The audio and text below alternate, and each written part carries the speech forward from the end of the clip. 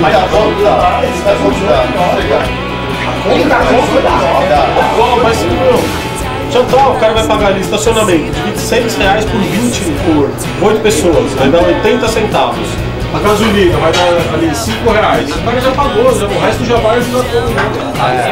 Mas eu acho que, tipo, Buenos Aires, essas coisas, ela não sei se tem a história dos caras que foram pro médico que custa, né? Entende? Eles não quiseram, então coincidentemente fechou os 8, que são 8 lugares. Mas 10 pessoas foram chamadas, então mais um novo charme. Vamos pegar um fim de semana que vamos jogo no Maracanã? A gente vai. Vai no sábado, pega um hotelzinho, vai. Aí disso começou a nossa história aqui. Aí, Vamos comprar como então? Dia 21 de setembro? 21 de setembro, Marlene, estamos esperando lá na Combosa. Não, é no Marlene. Na Marlene. Vai virar Marlene